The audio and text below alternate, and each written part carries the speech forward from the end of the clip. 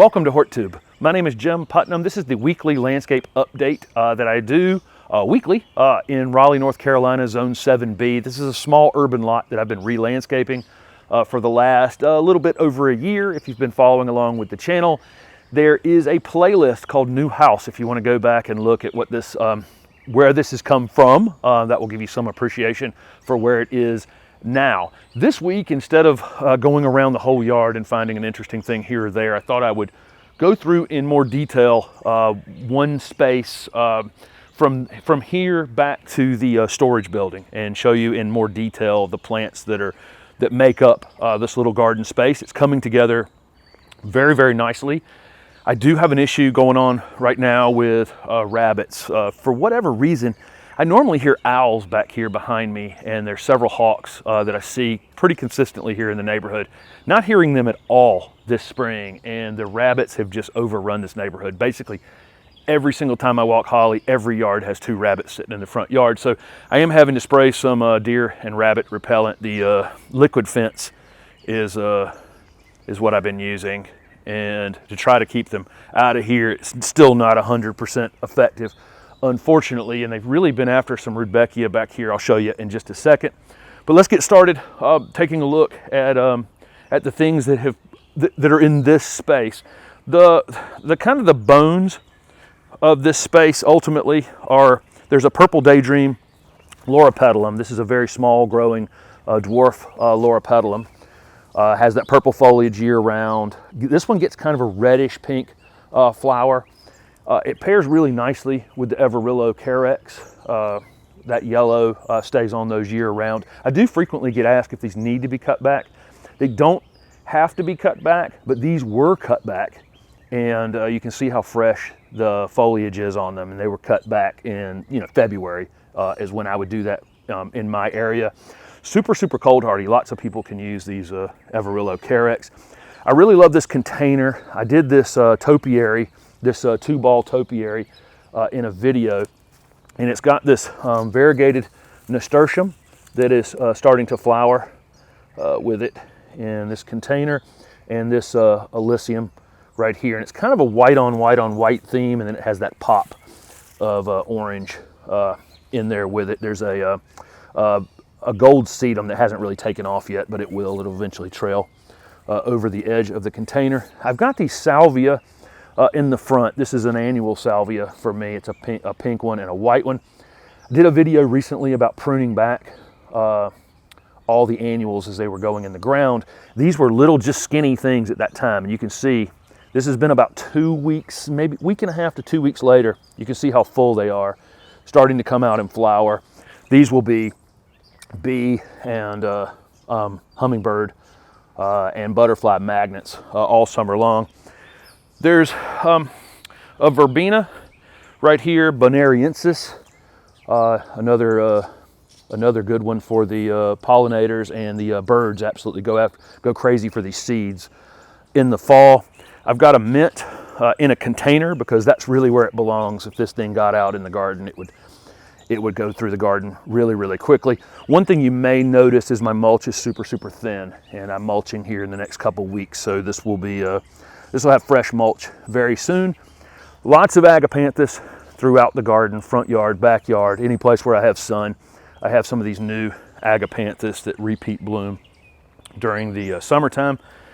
I use these giant marigolds. They're not giant yet because they're pretty newly planted, but these are varieties that get about this big around as they mature. This will be bright yellow and orange back in this section during the summertime. There's some dwarf sunflowers that are about to start flowering now. You can see the heads are set. I think they'll get a little bit taller before they start showing actual color. Few pansies that have not been pulled out yet. In my area here in the south, these are winter flowers. Once it hits 90 consistently, they'll burn out pretty quick, but these are still holding on, so I've left them here in the meantime. This is a Miss Lemon Abelia. This stays this color year round. It gets white flowers during the summertime, and the pollinators absolutely love this plant. Of course, the star of this space is this Golden Falls Redbud. I actually need to stake this right now up to there. You probably see, if you've watched any videos recently, it is a bit crooked. The wind has wreaked a little havoc on it. I need to get it pinned up here before something actually happens to it. I hopefully get around to that this week. I do try to have some things, I'm tripping over something here. I do try to have caterpillar host plants in the garden, and I've got some fennel and parsley. Dill is good for this, but this is Asclepias tuberosa, our native butterfly weed. Several of them in the garden space, and they're starting to bloom now.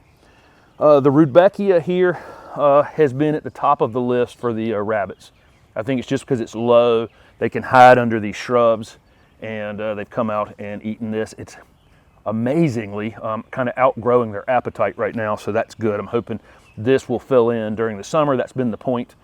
I just don't know right this minute because I got to keep defending it against rabbits. In the meantime, this is a emerald snow Loropetalum. This is another dwarf Loropetalum like the purple one, but it's green and it gets white flowers, and it's just meant to be an evergreen piece here that will flower white in the spring, and it will repeat bloom typically in the fall. Next to it is a dwarf Pittosporum. This one has really grown fantastic. Pittosporum can be a little finicky in my clay-based soils here in Raleigh, North Carolina, but I mounded it up some when I planted it, and it's just doing absolutely fantastic. These get small, white, fragrant flowers on them as well. This is one of the Lantana that's actually hardy in my area here in 7B. It's called Ham and Eggs. There are probably about 4 to 5 varieties of Lantana that are consistently hardy in my area of North Carolina, and Ham and Eggs is one of them. Chapel Hill Yellow is one, Miss Huff is one, Carlos, to name a few. These are peonies that have, I had flowers on them, but not as many as I'll have in the future. These were transplanted to this space. There was a video for that. Lots of people have seen that video. It has hundreds of thousands of views about transplanting peonies. Here they are. They look great. They flowered, but not as well as they'll flower in the future.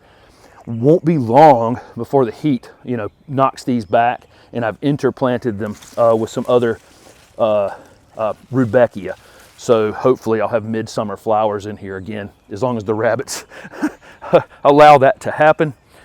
Perhaps one of my top 2 or 3 favorite Encore azaleas in this spot. This is Autumn Lilac. This is a purple or lavenderish purple flowering Encore azalea. This one's bloomed once already.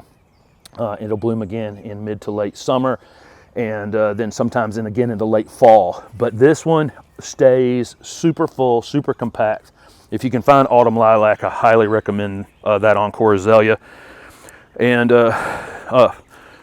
behind the Redbud, there's a dwarf Camellia sasanqua. This is October Magic Ruby. You can see kind of the weeping habit on it. Traditionally, Camellia sasanquas can get 10, 12, 15 feet tall, but this one has more of a spreading habit. Red flowers in the fall. Backing off from there, I'm going to show you this corner to finish up this video that just kind of is the backdrop for those things along the turf back there. There's a sage right here. This is Salvia officinalis. I showed the flowers on it. Oh, that actually still has one right here. So has that typical salvia type flower on it. Of course, this is an herb that we can eat, but it's actually also a beautiful perennial, really. I put this heucherella in a video just the other day. Lots of questions about this. This is actually cosmos. It looks like dill. And then there's a ground cover thyme to the right. Beside the sage over there is another herb. This is a rosemary. This one's called Chef's Choice. Great plant. It doesn't get this tall like some rosemary, and it's not a complete ground cover. It's somewhere in the middle, which I think makes it a fantastic ornamental shrub. These will get the blue flowers during the winter time in my area, and of course it's a great culinary rosemary, but it's also just kind of nice to look at with that blue-green foliage. Probably the first plant that went in the ground in this landscape was this Dragon Prince Cryptomeria, which is absolutely covered in new growth. These Cryptomeria are awesome. They're soft to the touch. Perfect little mound. Haven't had to touch it. It's been there 16 months and hadn't had to lay a blade on it. Up above it, climbing on the building, is a grape called razzmatazz. Has a small, very, very tasty grapes on it if I get them. If the birds don't get them all, I'll probably have to net around it in order to actually get these grapes later in the season. Absolutely covered in them. The purpose of this vine is to come up and come across the front of the building, and I need to get on that job. It's now up here high enough that I can start directing it down the side, but I think it's beautiful on the side of the building. This rose is called It's a Breeze. This is a very low maintenance little shrub rose. It'll bloom red on and off throughout the summer. I can prune it if I need to get it under control if it gets wider than I want to, but super low maintenance rose. There's a Florida Sunshine Alyssum planted right here, and it actually got a little bit of winter damage on it. It had a little bit of winter burn on it. I don't know, maybe I underwatered it or didn't water it at a time it got dry during the winter, but it's flushed back out beautifully. A great plant. This is a great pop of color in a park shaded space. It just stands out from a mile away. Right here, this is an early wonder Camellia japonica. This is a fall blooming Camellia japonica. Big, beautiful double pink flowers on it. I expect to start seeing the flower buds on it pretty soon. It's put on a significant amount of growth for a Camellia japonica, maybe 6 or 8 inches so far this season. I like the way this container on the side of the building has come together. There's begonias in it, and smaller growing begonias, and then the variegated vinca vine that will eventually trail over the edge of it. Asparagus fern over here on the left. These are some things in this container that will actually take some abuse. There's no water coming in here because of the overhang from the building, so this one has to be irrigated, rain, regardless of rain. So most of the things in here were kind of picked to be, to take some abuse. There'll be some time I'll forget to water this. It'll be fine. I skipped a few things right here on this corner. Number one, I'm using these rocks to direct my water hose around these things so they don't get clipped. I can drag the water hose through here around this rock out into this turf and not clip these annuals that have been planted on the corner. There's some Kufia planted right here on the corner. These will end up, 1.5 feet tall pretty quickly. There's a few weeds in here that need to be pulled out, and it's going to be mulched again pretty soon. There's some Celosia behind it, and oranges and reds. And then I have this Saucy Red Salvia that was here last year as well. It'll end up about 2 feet tall. Just cut it back recently, already popping flowers back out after just literally a week after being cut. But this thing will be solid red during the summer, and hummingbirds really love this variety. So, okay, that's what I wanted to do.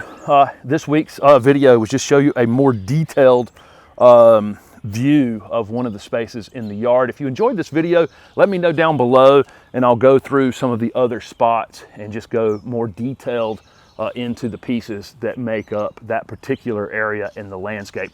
Thank you guys very much for watching. Don't forget to subscribe to the channel, hit that little bell notification so you're alerted when I upload videos, and thanks for following along.